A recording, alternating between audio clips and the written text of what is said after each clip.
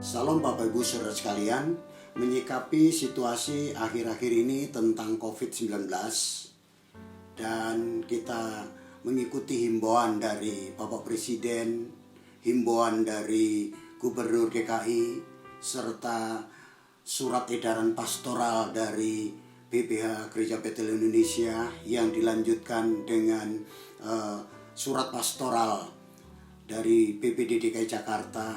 Maka dengan ini saudara, saya sebagai Gembala Jemaat GB Citra 2 ingin mengatakan kepada Bapak Ibu Saudara sekalian. Yang pertama adalah bahwa kita orang percaya kepada Tuhan, kita tidak perlu takut dengan situasi seperti ini. Dan kita perlu mengandalkan Tuhan lewat doa-doa kita kepada Tuhan. Kita sebagai orang percaya justru menunjukkan bagaimana kita memiliki iman di dalam Tuhan. Namun demikian, saudara, kita tidak boleh gegabah dan ceroboh menghadapi situasi yang seperti ini. Kita mau belajar terus mengikuti SOP yang telah dianjurkan oleh pemerintah, khususnya melalui tim medis yang telah dipercaya oleh pemerintah kita. SOP-SOP yang ada itulah yang saudara perlu ikuti. Itulah sebabnya, saudara, 2 minggu ke depan saya sebagai Gembala Jemaat ingin mengajak saudara untuk beribadah di rumah dengan online lewat YouTube yang ada. Saudara tetap menikmati firman Allah yang kami sajikan di sana. Tapi saudara tetap mengingat bahwa kita memiliki Tuhan yang hidup, Tuhan yang mengalahkan segala perkara, termasuk sakit penyakit. Itulah sebabnya saudara, sekali lagi saya mengajak saudara untuk tetap berdoa mengandalkan Tuhan dalam hidup ini. Karena Tuhan Yesus, Rasul Paulus dan Petrus juga mengatakan bahwa berdoa dan berjaga-jaga. Kita perlu berdoa terus. Kita sebagai orang percaya menunjukkan bahwa kita adalah orang-orang yang beriman. Tetapi di satu sisi kita berjaga-jaga. Kita tidak boleh gegabah dan ceroboh menghadapi situasi yang seperti ini. Itulah sebabnya sikap hati saudara, yaitu bagaimana kita tidak berkumpul secara massal bukan karena ketakutan. Dengar, bukan karena ketakutan, tetapi kita sebagai orang percaya, kita juga diberi hikmat oleh Tuhan. Itulah sebabnya saudara dapat menikmati berkat firman Tuhan, menikmati makanan rohani lewat YouTube online yang kami sajikan lewat Gereja Betel Indonesia Jemaat Citra 2. Kiranya Tuhan memberkati kita semua. Amin. Ya, Shalom Bapak Ibu Saudara sekalian, baik yang di tempat ini maupun yang ada di rumah. Ya, kita mau beribadah bersama-sama di hadapan Tuhan pada hari ini. Ya, kita percaya meskipun kita ada di tempat yang berbeda, ya kita percaya bahwa saat kita bersatu hati di dalam satu roh, kita memuji dan menyembah Tuhan, kita akan terus merasakan hadirat Tuhan itu nyata di dalam hidup kita. Buat apa yang telah terjadi pada saat-saat ini, mari kita terus berdoa, kita datang kepada Tuhan. Dan dengan berjaga-jaga kita percaya bahwa kasih Tuhan, perlindungan Tuhan terus nyata di dalam hidup kita. Oleh sebab itu, di dalam kitab Mazmur pasal yang ke-91 ayat yang ke-7 firman Tuhan berkata, Walau 1000 orang rebah di sisimu dan 10.000 di sebelah kananmu, tetapi itu tidak akan menimpamu. Sebab Tuhan ialah tempat perlindunganmu, yang maha tinggi telah kau buat tempat perteduhanmu. Mari kita datang di hadapan Tuhan, kita puji dan kita sembah Dia. Haleluya.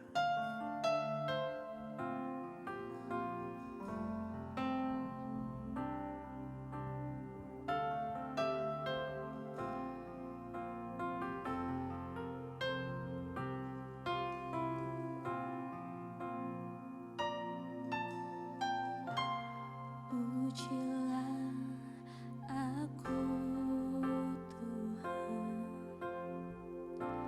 cobalah aku Tuhan, selidiki batinku dan hatiku, mataku tertuju padamu. Aku cinta padamu Tuhan,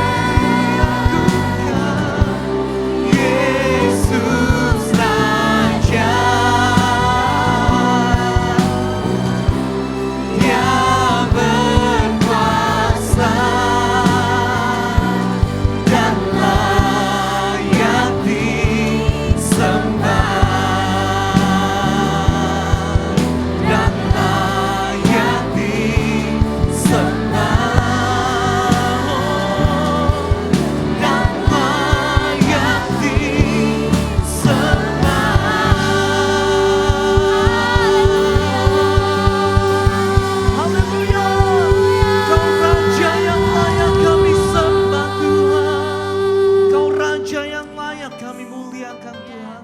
Sebab itu kami bersyukur Tuhan. Kalau kami Tuhan boleh datang di hadapan-Mu, memuji dan menyembah-Mu ya Bapa. Dan biarlah Tuhan setiap pujian penyembahan yang kami naikkan Tuhan, semua ini menjadi setiap doa ucapan syukur kami atas setiap apa yang Kau telah perbuat di dalam hidup kami Bapa. Terima kasih Tuhan Yesus. Kami siap Tuhan untuk memuji membesarkan nama-Mu Tuhan. Di dalam nama Tuhan Yesus, haleluya. Amin.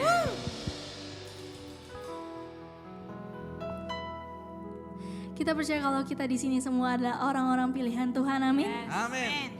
Mari kita menyanyikan lagu ini dengan penuh iman dan penuh semangat. Haleluya.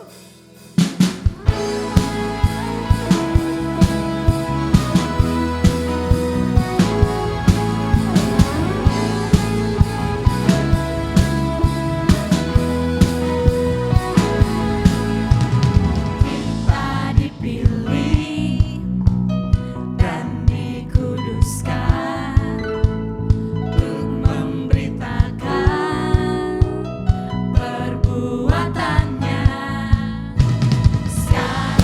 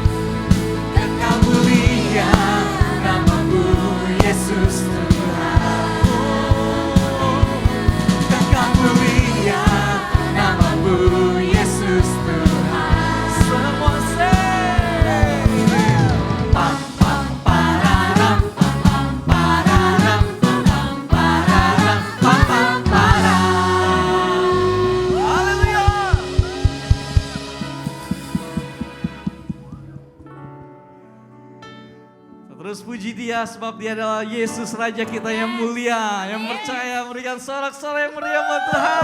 Haleluya.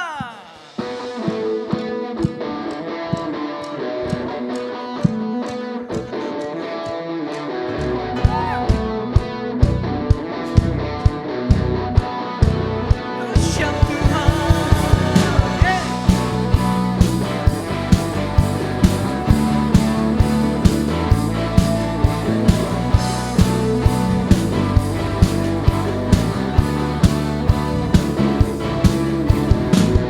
Terangmu yang telah ubah hidupku, Kau jadikan aku ciptaan baru.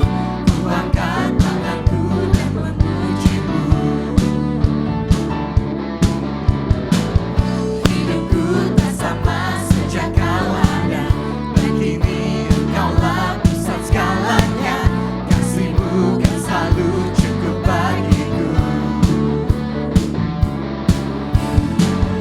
Keagungan-Mu, kedahsyatan-Mu terpancar dari indahnya dunia. Segala yang ada telah Kau ciptakan, karya-Mu sungguh tiada taranya.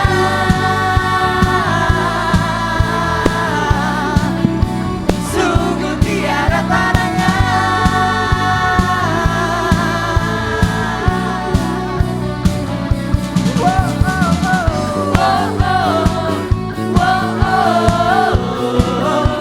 Mulia nama-Mu,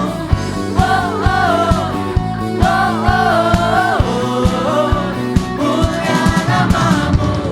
Hidupku tak sama sejak Kau ada, dan kini Engkaulah pusat segalanya. Kasih-Mu kan selalu cukup bagiku. Keagungan-Mu, Kedahsyatan-Mu terpancar dari indahnya dunia. Segala yang ada telah Kau ciptakan, karya-Mu sungguh tiada taranya.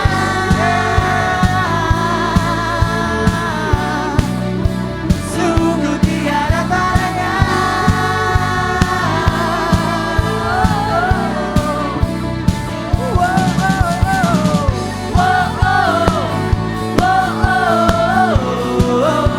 Mulia nama-Mu,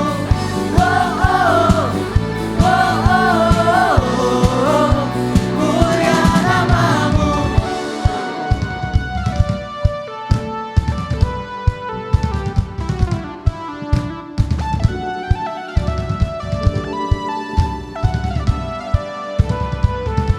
To God be the glory for the things He's done. To God be the glory for the things He's done. To God be the glory for the things He's done. To God be the glory for the things He's done. Keagungan-Mu, kedahsyatan-Mu terpancar dari indahnya dunia. Kami nyatakan Yesus mulia. Segala yang ada telah Kau ciptakan, karya-Mu sungguh tiada taranya. Kami nyatakan Yesus mulia.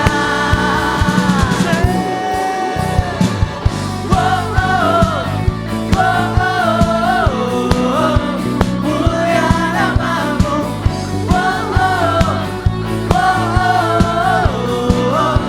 mulia nama-Mu, mulia nama-Mu, mulia nama-Mu.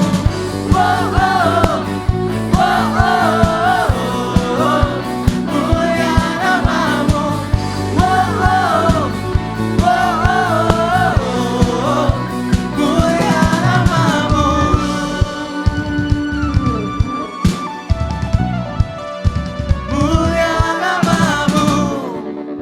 haleluya. Nama-Mu yang termulia, nama-Mu yang terindah, nama-Mu yang luar biasa di dalam hidup kami ya Bapa.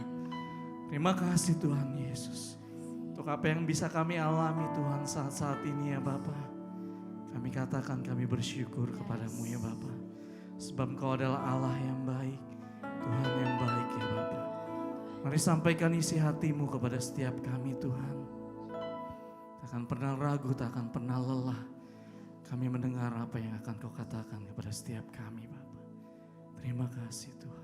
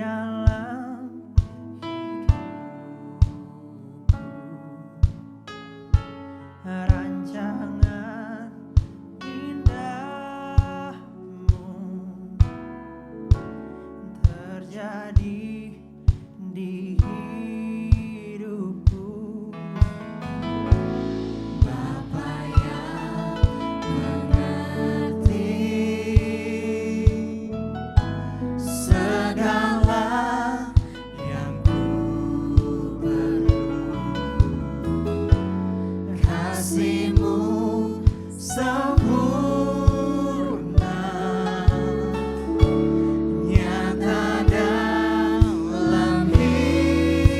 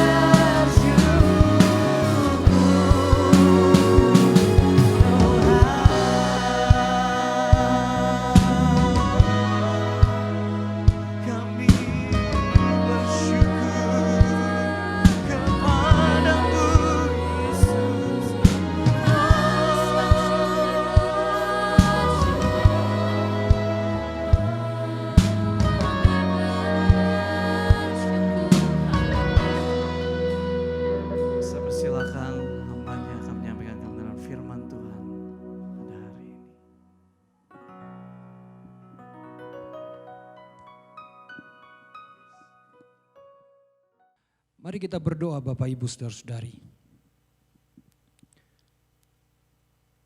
Kami bersyukur kepadamu Tuhan yang mulia, karena Tuhan memberi kami kesempatan di waktu situasi tidak memungkinkan bagi kami untuk bersekutu bersama di tempat yang telah Engkau tetapkan sebagai rumah-Mu yang kudus, gereja Tuhan. Tetapi dalam situasi yang tidak mendukung ini, Tuhan tetap memberi kami hikmat untuk menyelenggarakan ibadah ini dengan teknologi yang ada. Dan hari ini lewat semua keberadaan teknologi yang sudah maju ini, kami dapat tetap beribadah. Dan hamba akan memberitakan firman-Mu kepada kami semua dengan hikmat yang datang dari Tuhan. Tuhan menolong supaya pemberitaan firman lewat live streaming ini dapat memberkati kami semua. Dalam nama Tuhan Yesus kami berdoa. Amin. Salam sejahtera dalam Tuhan Yesus buat kita semua, Bapak Ibu, saudara-saudara sekalian. Tentu sesuatu yang baru buat kita, walaupun sebenarnya bukan juga benar-benar baru, karena di zaman yang sudah maju teknologi ini, ibadah live streaming adalah ibadah yang sudah biasa. Tetapi mungkin buat Bapak Ibu, saudara-saudara yang hari ini menyaksikannya, ini sesuatu yang baru. Tapi tidak apa-apa, bukan berarti ini mengurangi kehadiran Tuhan dalam ibadah kita. Bapak Ibu, seperti yang dicanangkan oleh pemerintah dan gereja meresponi apa yang disampaikan oleh pemerintah, bahwa dalam 2 minggu ke depan pertemuan-pertemuan yang berkelompok dan menghadirkan massa dalam jumlah yang besar harus diminimais atau ditiadakan. Maka gereja kita minggu ini dan minggu yang akan datang, jikalau tidak ada perubahan untuk minggu yang akan datang, akan beribadah live streaming. Dan Bapak Ibu dihimbau untuk beribadah dari rumah kita masing-masing. Dan kami berharap Bapak Ibu tetap sukacita, tetap semangat, tetap bahagia, dan tidak sedikit ada perasaan cemas dan takut. Karena gereja mengadakan ibadah via live streaming bukan karena gereja takut, bukan karena gereja khawatir, tetapi justru karena kita diberi hikmat oleh Tuhan. Dan kita menyelenggarakan ibadah live streaming ini. Sebab itu, biarlah sukacita kita tidak berkurang, walaupun tidak bertemu secara wajah, tetapi kita percaya bahwa Tuhan hadir dalam pertemuan kita via live streaming ini. Hari ini tema firman Tuhan yang akan disampaikan kepada Bapak Ibu Saudara-saudara adalah tetap bersaksi di masa sulit. Tentu bukan sebuah kebetulan Bapak Ibu Saudara-saudara bahwa gereja memilih tema bahwa tetap bersaksi di tengah masa sulit. Pasti Tuhanlah yang telah memimpin untuk menentukan tema ini. Situasi yang sedang berkembang di tengah-tengah kita belakangan ini, beberapa bulan belakangan ini, tentu tidak perlu saya jelaskan secara detail apa yang sedang terjadi. Tetapi sekarang semua orang sedang menghadapi sebuah kenyataan bahwa apa yang terjadi di sekelilingnya memberi rasa cemas, rasa khawatir, rasa takut. Namun kita sebagai orang percaya jangan melihat ini lalu menjadi khawatir dan takut. Justru dengan situasi ini kita memanfaatkannya untuk menunjukkan pada diri kita sendiri dan pada orang banyak bahwa selama ada Tuhan Yesus semua akan baik-baik saja. Sebab itu hari ini sekali lagi saya ulangin, gereja memilih tema tetap bersaksi di masa sulit. Ketika saya bicara tentang tema ini, tentu ibu bapak saudara-saudara yang sedang menyaksikan dari rumah masing-masing dapat menginterpretasi arti dari masa sulit atau arti dari kata bersaksi. Interpretasi kita atau pengertian kita tentu tidak salah. Tetapi supaya biar kita berada dalam satu pengertian yang sama tentang kedua kata ini yang menjadi pusat daripada tema ini, tema tersebut, maka saya memberi definisinya di sini. bahwa bersaksi itu berarti menyatakan, sedangkan kata sulit itu berarti susah, sukar, atau berat. Jadi kalau saya menginterpretasi pernyataan tetap bersaksi di tengah mata sulit, maka mungkin akan menjadi pengertiannya akan seperti ini. Tetap menyatakan sesuatu di masa susah, masa sukar, atau masa berat. Lalu apakah yang dimaksud dengan sesuatu itu? Apakah yang dimaksud dengan sesuatu itu? Sebab saya tidak menjelaskan kata sesuatu itu apa. Itu sebabnya kita perlu firman Allah sebagai padanan, sebagai dasar untuk mengungkapkan makna dari kata sesuatu itu. Mari kita lihat 2 Raja-Raja pasal 5 ayat pertama sampai ayat yang keempat. Saya mencatat di sini Bapak Ibu ada satu peristiwa yang dicatat dalam firman Allah pada perjanjian lama, di mana diperankan oleh Naaman dan juga seorang anak perempuan dari negeri Israel dan tentu saja istri Naaman. Satu kali Bapak Ibu, Alkitab memberitahukan bahwa Naaman adalah seorang perwira raja yang terpandang. Tetapi dia mengalami satu penyakit yang pada zaman itu, pada konteks masyarakat pada waktu itu adalah satu penyakit yang memalukan, yakni kusta. Alkitab memang tidak memberi penjelasan bahwa Naaman sudah berkeliling sepanjang negeri Aram untuk mencari kesembuhan. Tetapi kalau kita melihat cerita ini, kisah ini, maka kita menemukan bahwa sepanjang atau di seluruh negeri Aram tidak ada yang bisa menyembuhkan Naaman. Di rumah Naaman ada seorang anak perempuan yang didapat dari orang Israel ketika para tentara Aram keluar menyerbu Israel dan membawa dia sebagai tawanan. Anak perempuan ini sekarang menjadi seorang tertawan di negeri Aram dan bekerja sebagai hamba di rumah Naaman. Dia tahu bahwa Naaman tuannya sedang dalam penyakit kusta. Lalu dia pergi kepada nyonyanya dan berkata begini, dia bilang kepada nyonyanya, sekiranya tuanku menghadap nabi yang di Samaria itu, maka tentulah nabi itu akan menyembuhkan dia dari penyakitnya. Bapak Ibu, tentu kalau Bapak Ibu tidak tahu konteks budaya tentang hamba di Timur Tengah pada waktu itu, maka pernyataan anak gadis perempuan ini adalah pernyataan yang biasa. Tetapi kalau kita tahu bahwa budaya Timur Tengah untuk seorang hamba, apalagi hamba perempuan pada waktu itu, maka apa yang dikatakan oleh anak gadis ini atau anak perempuan Israel ini luar biasa. Kenapa saya bilang begitu? Saya beritahu bahwa budaya Timur Tengah pada waktu itu, seorang hamba, apalagi hamba perempuan, dia tidak diizinkan untuk berbicara dengan tuannya. Jangankan berbicara, memandang wajah tuannya pun saja tidak boleh. Itu sebabnya Mazmur 123 ayat yang kedua ngomong begini. Coba lihat Mazmur 123 ayat yang kedua. Lihat seperti mata para hamba laki-laki memandang kepada tangan tuannya, seperti mata hamba perempuan memandang kepada tangan nyonyanya. Itu menjelaskan kepada kita bahwa hamba itu tidak diperkenankan untuk berbicara dengan tuannya. Dia hanya mengarahkan matanya kepada tangan tuannya, dia hanya mengarahkan mata kepada tangan nyonyanya, kemana tangan tuannya menunjuk, kemana tangan nyonya menunjuk, dia memasang telinga dengan baik apa yang dibicarakan oleh tuannya atau nyonyanya. Dia tidak diperkenankan untuk berbicara dengan tuan dan nyonyanya, karena kalau dia berbicara itu pelanggaran. Itu sebabnya saya bilang bahwa hamba tidak diperbolehkan untuk berbicara dengan tuannya. Apa? Jangankan berbicara, memandang wajah saya tidak boleh. Jadi hampir mirip kayak di Indonesia. Kalau di Indonesia kan begini, jangankan tuh mengirim surat, memandang wajah saja sudah tak boleh. Kira-kira begitu, tapi sekalipun tidak begitu. Jadi karena hukum di sana berlaku, tidak boleh memandang, tidak boleh berbicara dengan tuannya. Tapi anak perempuan ini berani berbicara dengan tuannya. Dalam perenungan saya, mengetahui konteks latar belakang hamba pada budaya Timur Tengah pada waktu itu, saya berpikir, kenapa anak perempuan ini punya keberanian dan keyakinan seperti ini? Siapa yang telah memberi dia keberanian dan keyakinan seperti ini? Dalam perenungan saya itu, saya ingat ada satu teks dalam Ulangan pasal 6 ayat yang ke-7. Kita lihat Ulangan pasal 6 ayat yang ke-7.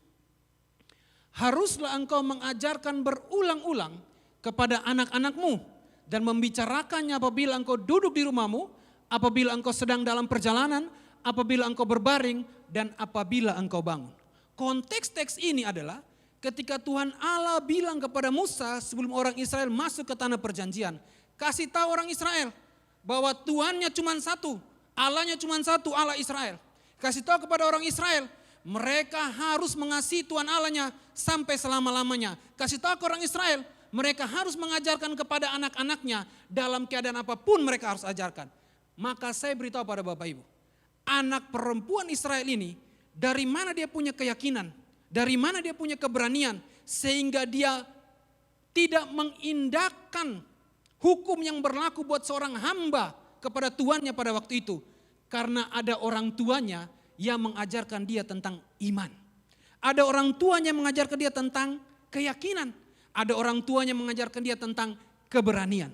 Jadi Bapak Ibu dengar saya, kalau kita mau anak-anak kita punya iman, punya keberanian, punya keyakinan, maka kitalah pemeran utamanya untuk membuat iman itu bertumbuh dalam diri anak-anak kita. Dalam satu buku ada seorang penulis tulisnya begini. Coba lihat slide selanjutnya. Ben Friedenberg bilang, orang tua adalah pendidik Kristen utama dan guru bagi pembentukan iman anak-anaknya.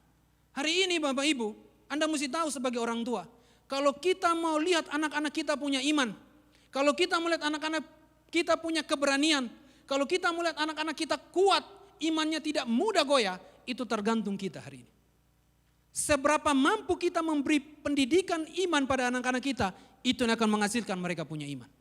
Alkitab bilang tadi bahwa anak perempuan itu berani ngomong ke nyonyanya, lalu nyonyanya beritahu kepada Naaman atau kepada suaminya, dan kita tahu ending daripada kisah itu Naaman menjadi sembuh. Dimulai dari mana? Dimulai dari anak perempuan yang dibentuk imannya oleh orang tuanya.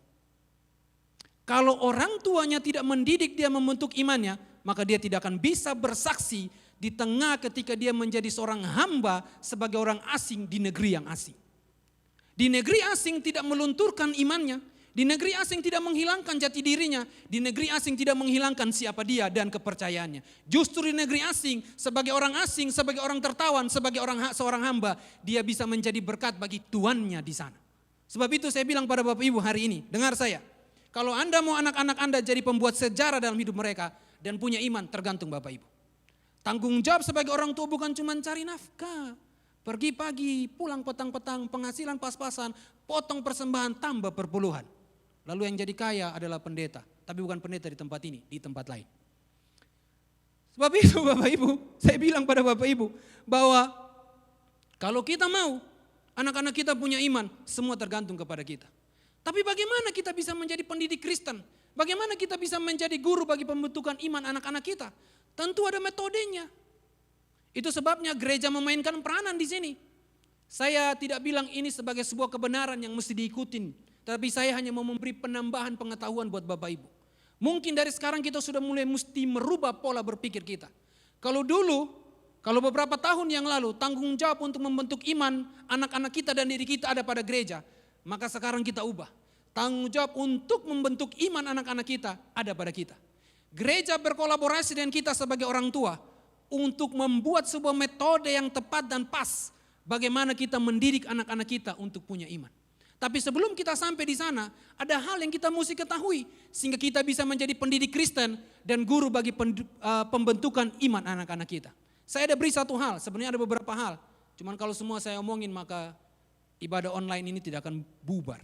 Nanti Bapak Ibu belum selesai udah tinggalin. Pendeta ini khotbahnya lama sekali, apa karena jarang khotbah? Begitu sekali khotbah terus, ngomong terus. Enggak juga, saya tiap minggu khotbah di gereja cabang yang dipercayakan kepada saya oleh Bapak dan Ibu Gembala. Kita balik ke sini. Ada hal yang saya mau tunjukin pada Bapak Ibu.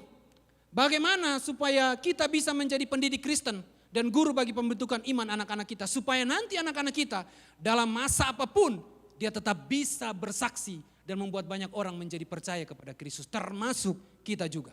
Lihat slide selanjutnya. Untuk menjadi pendidik dan guru bagi pembentukan iman anak-anak. Lalu tetap bersaksi di tengah situasi sulit. Maka slide selanjutnya. Pencet. Kita mesti kenal siapa kita dalam Kristus. Bapak Ibu mesti tahu kita ini siapa dalam Kristus. Kalau kita sudah tahu kita siapa dalam Kristus, baru kita tahu apa yang kita miliki dalam Kristus. Sekali lagi, 2 Korintus 5, jangan ini dulu, yang ini dulu. 2 Korintus 5 ayat 17 bilang begini, Jadi siapa yang ada dalam Kristus, ia adalah ciptaan baru. Yang lama sudah berlalu, sesungguhnya yang baru sudah datang. Saya ilustrasikan pada Bapak Ibu. Saya ini sebelum terima Kristus adalah Delon. Delon dengan kebiasaan, dengan habitat, dengan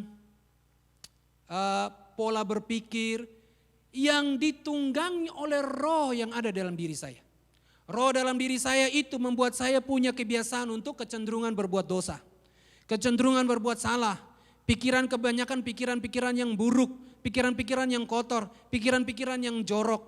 Dan semua akibat dari perbuatan yang salah. Yang disebut dalam bahasa rohani itu dosa. Akibatnya saya mesti menanggung maut. Harusnya saya terhukum karena kesalahan saya. Karena kecerobohan saya. Karena kebodohan saya. Karena keteledoran saya. Harusnya saya terhukum karena itu. Tetapi syukur kepada Tuhan yang Maha Kuasa, Yesus datang untuk menggantikan posisi saya di kayu salib.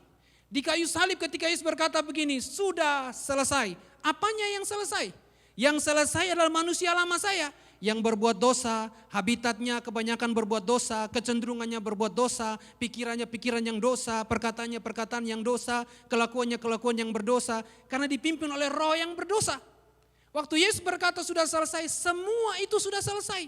Semua kesalahan saya, semua kemanusiaan saya yang salah, semua tanggungan akibat dosa, semua kesalahan saya akibat dosa, semua diselesaikan. Di dalam apa? Di dalam kematian Kristus.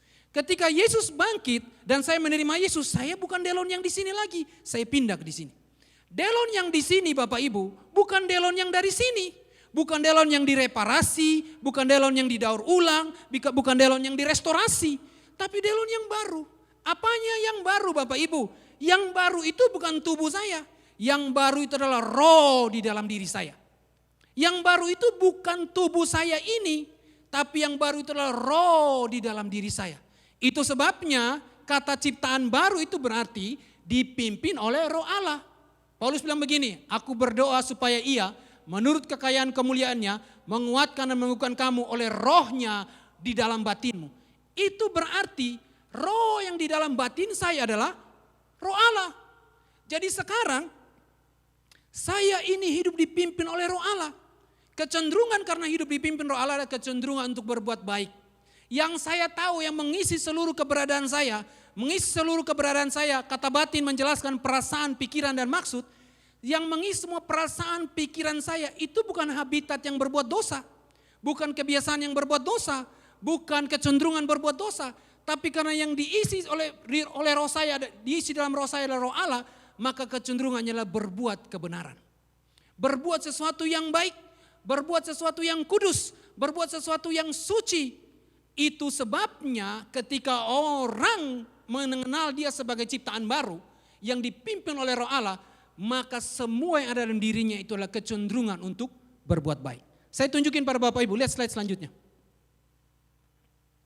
Perasaan pikiran kita benar-benar mengerti bahwa dalam roh saya adalah orang yang benar-benar baru dipimpin oleh roh Allah. Saya bukan orang lama, bukan orang lama yang didaur ulang menjadi orang baru. Tidak, yang lama itu sudah mati, yang lama itu sudah selesai. Maka saya suka bilang begini Bapak Ibu, orang kalau mengerti siapa dia dalam Kristus, maka dia nggak akan ingat-ingat yang lama. Dia nggak akan bilang begini, ini saya begini karena dulu saya begini. Karena dulu saya begini, makanya hari ini saya seperti ini. Karena dulu saya orang yang suka berbuat ini, berbuat itu, hari ini saya menjadi begini. Karena dulu saya melakukan kesalahan ini, maka hari ini saya menjadi begini. Yang dulu itu sudah mati. Kita nggak ngomong lagi yang dulu. Kita nggak cerita lagi yang dulu. Kita nggak bahas lagi yang dulu. Karena yang dulu itu sudah dimatikan dalam kematian Kristus. Kita ngomong sekarang yang baru. Yang baru apa? Yang benar-benar baru. Tapi bukan tubuh ini yang baru. Roh dalam diri kita yang baru. Sebab itu ketika Nikodemus berkata begini, mana mungkin saya masuk ke dalam rahim ibu saya lalu lahir kembali. Yesus nggak ngomong tentang tubuh, Yesus ngomong tentang roh. Bahwa roh yang lama itu sudah dimatikan dalam kematian Kristus. Roh yang cenderung berbuat dosa, roh yang cenderung merasa diri tidak berharga, roh yang cenderung merasa tidak mampu, roh yang cenderung merasa gagal, roh yang cenderung merasa tidak bisa apa-apa, itu sudah dimatikan dalam kematian Kristus. Yang ada sekarang roh yang baru, roh yang dari Allah. Roh yang dari Allah yang cenderung berbuat benar, berbuat suci, berbuat kudus, merasa diri kuat, merasa diri mampu, keberhasilan, kelimpahan, kesehatan, semua ada dalam diri kita. Bukan karena kita, tapi karena roh yang ada pada Yesus itu masuk dalam diri kita. Jadi apa yang dipunya Yesus itu yang kita punya. Sehingga ketika Yesus berkata, sudah selesai. Semua tentang diri kita dengan segala kekurangan, kesalahan, keterbatasan, dosa-dosa kita selesai dalam kematiannya. Sekarang yang adalah kehidupan yang baru dipimpin oleh Roh Allah. Sebab itu Bapak Ibu, kalau kita benar-benar mengerti bahwa roh yang ada dalam diri saya adalah yang benar-benar baru dipimpin oleh Roh Allah, maka kita mengubah identitas diri kita. Kita pasti mengubah identitas diri kita. Pencet sekali lagi. Saat saya mengubah identitas saya menjadi siapa saya menurut firman, firman itu Kristus. Bahwa saya adalah orang benar, ini yang mesti Bapak Ibu tahu. Kita ini orang benar. Jangan pernah sekali-kali mengenakan dalam diri kita bahwa saya manusia biasa yang masih bisa berbuat salah. Tentu kalau kita ngomong begitu, kita mengkhianati pengorbanan Kristus. Lalu ada di rumah berkata begini, berarti kita nggak mungkin buat dosa lagi. Seharusnya dipimpin Roh Allah, kita tidak mungkin buat dosa. Jangankan buat dosa, berpikir dosa saya tidak mungkin. Saya buat ilustrasi begini. Kalau Bapak Ibu dulu beribadah di satu gereja yang lain, dengan kebiasaan yang ada di gereja sana, lalu dengan cara-cara yang ada di gereja sana. Tapi begitu Bapak Ibu tinggalkan tempat itu dan masuk ke dalam gereja ini, tentu ada cara-cara dan metode yang berbeda dari gereja yang lain. Pertanyaan saya, apakah di gereja ini Bapak Ibu akan menggunakan metode dan cara yang ada di gereja lama? Tidak. Kita akan menggunakan metode dan cara yang ada di gereja baru. Kalau kita menggunakan metode dan cara yang ada di gereja lama, kita orang asing. Kita tidak sama dengan orang-orang yang ada di tempat baru. Kalau Bapak Ibu masih mengenakan roh yang lama, yang cenderung berbuat salah, yang cenderung berbuat dosa, lalu hidup dalam manusia yang baru, maka Anda semua belum lahir baru. Orang yang lahir baru adalah dia mengenakan roh Allah dalam dirinya. Dan roh Allah itu membuat dia tidak tahu lagi tentang dosa, tidak tahu lagi tentang kesalahan, tidak tahu lagi tentang keterbatasan. Yang dia tahu cuma satu, roh Allah pimpin dia untuk melakukan yang Allah kehendaki dalam hidupnya.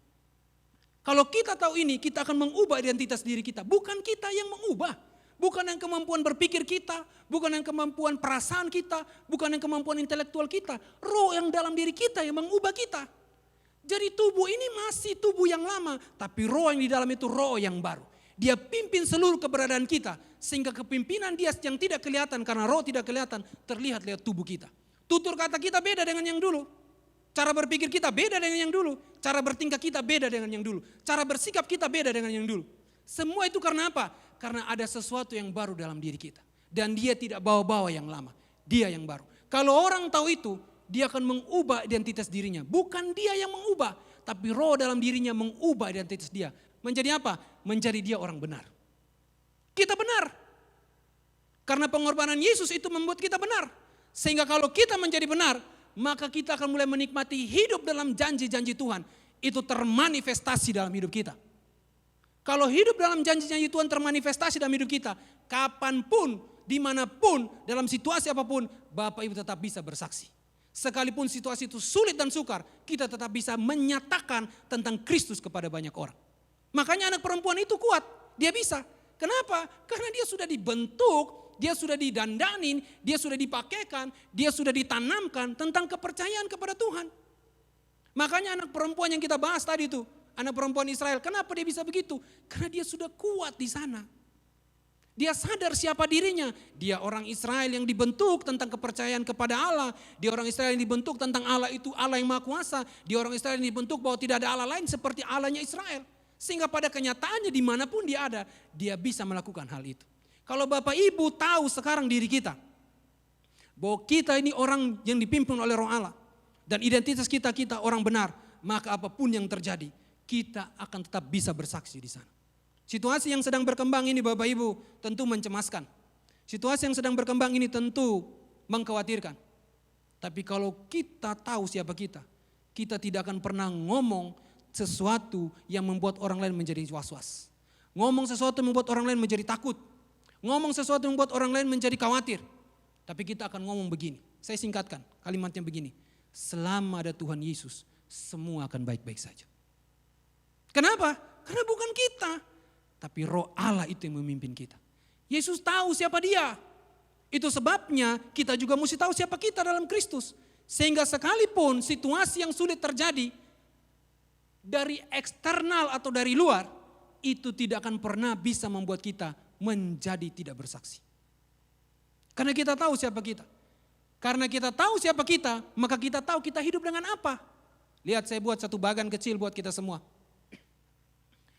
Orang yang tahu bahwa dia manusia yang dipimpin oleh Roh Allah, nih dia punya 7K. Saya singkat menjadi 7K. Pemikiran ini saya bangun dari Efesus pasal 1 ayat yang ketiga. Apa itu 7K? Yang pertama, orang yang dipimpin Roh Allah, dia tahu dia hidup sebagai orang yang benar. Orang yang dipimpin Roh Allah, dia hidup sebagai orang, dia hidup dalam kesucian. Kesucian itu tidak perlu dibuat-buat, itu natural kita, itu habit kita. Itu nggak perlu kita paksa, memang itu muncul secara sendiri dalam diri kita. Kebenaran itu menjadi habit kita, natural dalam diri kita. Kesucian itu menjadi natural dalam diri kita, tidak kita buat-buat. Keberanian itu menjadi natural dalam diri kita, tidak kita buat-buat. Kita nggak buat-buat seolah-olah berani. Situasi yang berkembang begini mencekam, kita seolah-olah berani. Padahal dalam hati kita kecut, takut. Enggak, secara natural dia muncul dalam diri kita berani. Kelimpahan, kesehatan, keharmonisan. Yang terakhir, keberhasilan. Orang yang dipimpin Roh Allah, dia punya 7K ini. Lalu Bapak Ibu bertanya pada saya mungkin, tapi hari ini Pak, kalau Bapak bilang kita lahir sebagai orang yang dipimpin oleh Roh Allah dan hidup dalam kelimpahan dan keberhasilan, tapi kenyataannya saya hari ini gak berlimpah Pak. Saya masih ngontrak rumah, saya gaji pas-pasan. Lalu di mana kelimpahan itu? Sebenarnya menjelaskan ini butuh waktu. Tetapi saya jelaskan dalam waktu yang singkat dan saya berdoa Roh Kudus pimpin Bapak Ibu untuk mengerti ini. Dengar saya, ketika Yesus berkata begini, sudah selesai. Yang selesai adalah semua dosa kita, semua kesalahan kita, semua hukuman maut kita. Tetapi ada juga yang lain yang selesai. Bahwa semua ketidakberkenanan kita yang membuat berkat Allah tidak datang pada kita, itu sekarang diselesaikan Yesus. Dan ketika itu selesai Bapak Ibu, maka yang ada sekarang adalah perkenanan Allah. Ketika Yesus mati di kayu salib, yang dia sediakan adalah pengampunan dosa yang membuat kita yang tadinya tidak benar menjadi benar. Kita yang tadinya tidak punya hubungan dengan Allah menjadi punya hubungan dengan Allah. Kita yang mestinya menanggung segala kutuk sekarang ditanggung oleh Dia. Dan semua itu dilakukan supaya apa? Supaya semua yang baik di dalam Allah sekarang tersedia di dalam Yesus. Jadi waktu Yesus berkata, sudah selesai segala dosa kita. Yang membuat semua yang Allah sediakan kepada kita itu tidak masuk ke dalam diri kita. Dan waktu semua itu selesai, kita menjadi baru. Saya kasih ilustrasi begini. Sebelum Adam dan Hawa jatuh dalam dosa, mereka hidup di Taman Eden. Di Taman Eden itu apa yang tidak ada buat mereka? Semua ada buat mereka.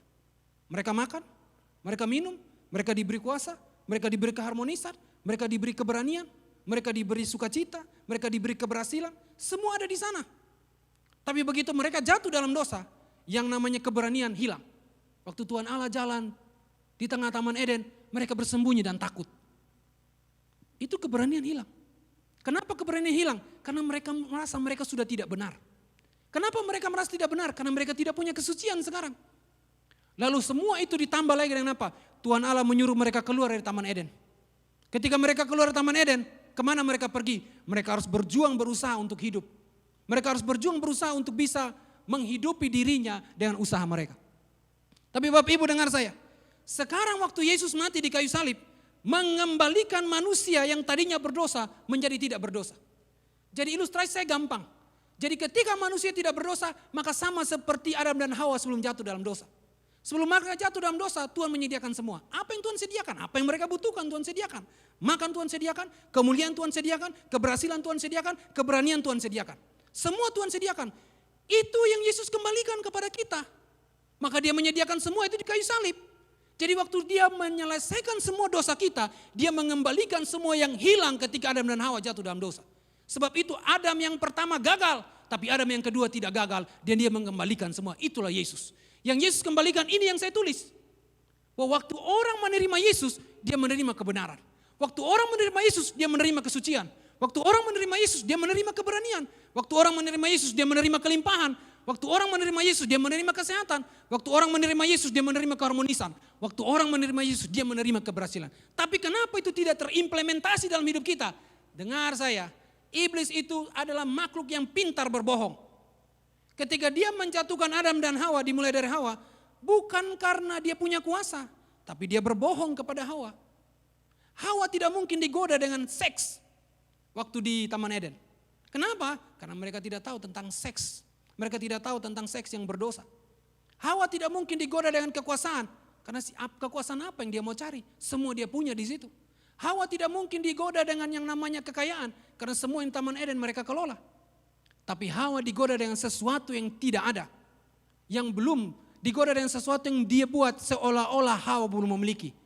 Yakni kemampuan untuk menguasai semuanya. Itu digoda iblis.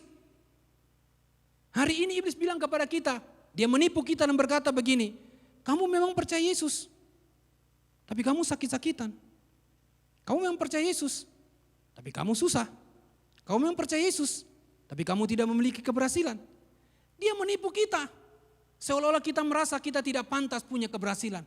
Kita merasa kita tidak punya pantas untuk punya yang namanya kesehatan. Salah. Bapak Ibu mesti tahu begini, bahwa waktu Yesus mati, dia menyediakan semua ini. Sekarang yang perlu untuk kita mengambilnya adalah iman kita itu sendiri. Iman kita lah yang membawa kita untuk bisa mengambil semua ini. Iman kita lah yang membuat kita dapat menerima semua ini. Iman yang melihat bahwa semua sudah disediakan dalam pengorbanan Yesus. Sehingga kita sekarang tinggal menikmatinya. Kita sekarang tinggal menerimanya.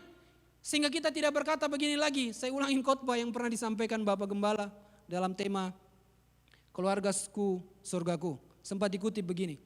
Kita jangan bilang begini lagi. Tuhan berkati saya. Enggak, kita sudah diberkati. Tuhan sembuhkan saya. Enggak, kita sudah disembuhkan. Kenapa kita mesti minta Tuhan berkati, Tuhan sembuhkan? Karena kita tidak tahu kebenarannya. Seolah-olah Tuhan belum menyediakan itu. Tuhan sudah menyediakan itu. Kita cuma tinggal mengambilnya dan menghidupinya dalam hidup kita hari ini. Tapi kenapa kita nggak bisa mengambil? Karena iman kita nggak ke sana. Kita nggak mempercayai itu. Iblis datang menipu kita dan berkata, enggak begitu, bukan begitu, enggak begini. Iblis bilang kita seperti, padahal sebenarnya sudah disediakan. Harusnya iman kita menjangkau itu dan berkata, saya sembuh. Harusnya iman kita menjangkau itu dan berkata, saya diberkati. Harusnya iman kita menjangkau dan berkata, saya orang berhasil. Karena itu yang disediakan Yesus dalam kematiannya. Sebab itu saya tulis di sini Bapak Ibu, coba lihat slide selanjutnya. 7K dimiliki lewat iman. Efesus 2 ayat 8 ngomong ini, sebab karena kasih karunia kamu diselamatkan oleh iman. Itu bukan hasil usahamu, tapi pemberian Allah. Allah memberi kita iman untuk apa? Mempercayai yang telah Dia sediakan bagi kita. Allah tidak memberi kita iman untuk berusaha mencapai apa yang kita inginkan. Allah memberi kita iman untuk mempercayai apa yang telah Dia sediakan. Sebab itu mesti kita percaya apa yang telah Dia sediakan. Baru kita bisa memiliki yang saya tulis 7K itu. Iman adalah kita mengakui bahwa Allah telah melakukan dan menyediakan apa yang dibutuhkan dalam Yesus Kristus. Itu iman. Mengakui dan mempercayai bahwa Allah telah melakukan yang dan menyediakan apa yang dibutuhkan dalam Yesus Kristus. Lihat slide selanjutnya. Sekarang kita tahu siapa kita dalam Kristus. Ciptaan baru yang dipimpin oleh Roh Allah untuk hidup dalam 7K. Kalau Bapak Ibu sudah tahu kita ciptaan baru, maka itu yang kita ajarkan pada anak-anak kita. Bahwa kamu orang benar. Kalau orang benar itu tidak berbuat dosa. Karena dia tidak dipimpin oleh roh dosa. Bahwa kamu orang suci. Kalau orang suci itu tidak dipimpin oleh hal-hal yang buruk. Tidak dipimpin oleh hal-hal yang najis. Kamu orang kuat. Kalau orang kuat itu dia tidak takut atas segala sesuatu. Itu yang diperagakan oleh anak perempuan yang ada di rumah Naaman. Dia tidak takut dengan hukum yang berlaku. Dia berani karena dia tahu itu kebenarannya. Bahwa kamu orang yang sehat. Karena Yesus menyediakan kesehatan bagi dirimu. Kemanapun engkau pergi, dimanapun engkau berada, bagaimanapun keadaannya, kamu tetap akan menjadi orang sehat. Karena dalam darah Kristuslah itu disediakan. Kamu akan menjadi orang yang berlimpah, karena Tuhan menyediakan kelimpahan itu. Kamu akan menjadi orang yang sukses, karena Tuhan menyediakan kesuksesan itu. Kamu akan hidup dengan harmonis, karena Tuhan menyediakan keharmonisan itu. Akhirnya iman anak-anak kita bertumbuh. Dia mempercayai yang kita ajarkan, karena dia lihat orang tuanya pun begitu. Orang tuanya pun hidup harmonis, orang tuanya pun sehat, orang tuanya pun berhasil, orang tuanya pun hidup suci, orang tuanya pun hidup dalam kebenaran, orang tuanya pun juga berani menghadapi segala sesuatu. Mulai dari kita yang mesti punya itu. Kita yang mesti punya 7K, baru kita ngomong pada anak-anak kita dan dia akhirnya juga memperagakan itu. Akhirnya iman itu bertumbuh, turun-temurun. Dan tidak akan kehabisan orang yang percaya bahwa Yesus sudah menyelesaikannya dan dia hidup dalam kebenaran itu.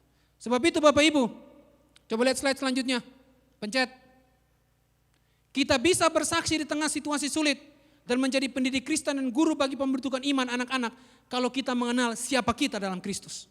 Bapak Ibu mesti tahu siapa kita. Apa yang tadi saya bilang? Kita orang benar. Kita orang suci. Kita orang berani. Kita orang yang kelimpahan. Kita orang sehat. Kita orang harmonis. Kita orang berhasil. Yang saya singkat dengan 7K itu.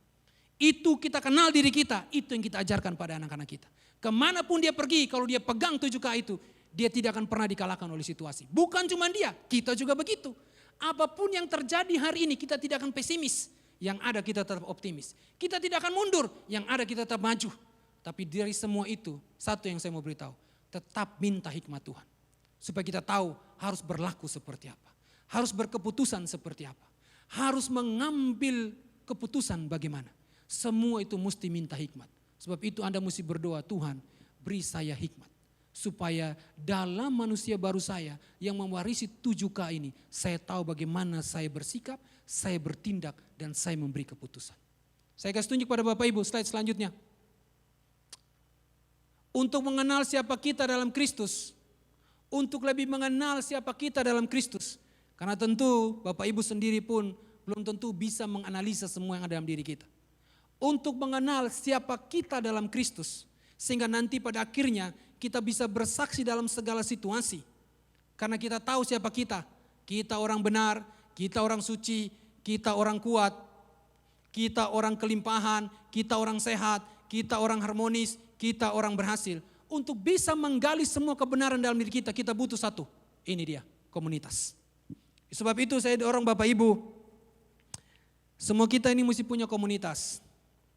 Kalau di gereja kita ini namanya kelompok sel. Di kelompok sel itu sebenarnya kita saling belajar. Saling belajar, saling diajar. Saling belajar, saling diajar itulah yang membuat kita semakin mengenal siapa kita di dalam Kristus.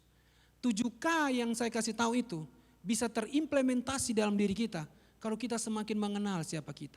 Dan di kelompok sel itu sebenarnya adalah media untuk kita semakin mengenal siapa kita. Sebab itu Bapak Ibu perlu bergabung yang namanya kelompok sel. Memang dalam semua komunitas, tidak semua komunitas itu sempurna. Dan memang tidak ada komunitas yang sempurna. Pasti ada friksi, ada perselisihan, ada pertentangan. Tapi itu bagian untuk memurnikan kita sebagai orang-orang yang benar dalam Kristus. Jadi Bapak Ibu perlu untuk masuk di sana. Sebab persahabatan yang dibangun dalam komsel itulah yang membuat kita semakin mengenal siapa kita. Di komsel itu kita saling mengajar, saling diajar. Ada satu istilah dalam orang Israel yang sebutnya begini. Saya pikir mungkin Bapak Ibu sudah familiar dengan kata ini. Kata itu berkata gini, oh hafruta, oh mituta. Orang Israel bilang, oh hafruta, oh mituta. Maksudnya apa? Beri aku persahabatan. Kalau tidak beri aku persahabatan, beri aku kematian. Kenapa? Karena tanpa persahabatan yang ada hanyalah kematian. Sebab itu saya bilang kalau tidak ada komunitas, Bapak Ibu tidak mungkin mengenal siapa kita dengan baik. Kalau kita tidak mengenal siapa kita dengan baik, kemungkinan besar kita tidak bisa mengajar anak-anak kita. Kalau kita tidak bisa mengajar anak-anak kita dengan baik, kemungkinan besar mereka tidak akan menjadi saksi di dalam situasi apapun. Sebab itu saya tutup khotbah ini dan berkata begini Bapak Ibu. Situasi sedang terjadi hari ini. Tapi dengar saya, kalau kita kenal siapa kita akan berhikmat menghadapi situasi ini. Anda tidak bergereja hari ini bukan karena Anda takut. Gereja tidak dilaksanakan hari ini di ruang ibadah atau di gereja kita bukan karena kita takut. Tapi kita berhikmat. Hikmat itulah yang memimpin kita kepada kebenaran Allah. Dan dalam hikmat itulah kita hidup sebagai orang-orang yang dipimpin oleh Roh Allah. Doa saya Bapak Ibu, kita semua diberkati. Dan situasi yang sedang terjadi ini segera berlalu dan kita bisa kumpul sama-sama di tempat ini. Tuhan menolong kita, Tuhan memberkati kita. Mari kita berdoa. Bapak terima kasih untuk semua ini. Tuhanlah yang memberkati apa yang telah disampaikan. Tentu apa yang disampaikan ini tidaklah sempurna seperti yang diinginkan Tuhan. Tetapi Roh Kudus mampu untuk menyempurnakan semuanya. Setiap kata, tutur bahasa dan kalimat yang telah disampaikan, biar itu menjadi perkataan Allah yang membuat semua kami makin mengerti kebenaran. Kami akan jadi orang-orang yang kuat, jadi orang-orang yang yakin dan percaya bahwa Tuhan Yesus telah membuat kami menjadi berharga dan bernilai. Tuhan tolong kami dalam perjalanan ini dengan segala berkat yang Tuhan telah sediakan bagi kami. Dalam nama Yesus Kristus kami berdoa. Amin. Amin. Haleluya, Bapak Ibu diberkati Tuhan lewat kebenaran firman, persekutuan walaupun di rumah masing-masing. Dan sekarang Bapak Ibu akan menerima berkat Tuhan. Bapak Ibu di rumah tetap berdoa, tetap berharap kepada Tuhan. Karena kita tahu harapan kita satu-satunya hanya di dalam Yesus Kristus. Tetap berdoa untuk bangsa ini supaya bangsa ini cepat melewati masa-masa kritis seperti ini. Sehingga Bapak Ibu sekalian dapat melakukan aktivitas sebagaimana mestinya. Mari kita arahkan hati kita kepada Tuhan. Terima berkat Allah yang sempurna yang datang dari Allah Bapa di surga, kasihnya yang kekal dari Yesus Kristus, tuntunan penyertaan Roh Kudus turun atas Bapak Ibu saudara sekalian mulai hari ini sampai selama-lamanya. Di dalam nama Yesus yang percaya berkata amin. Haleluya.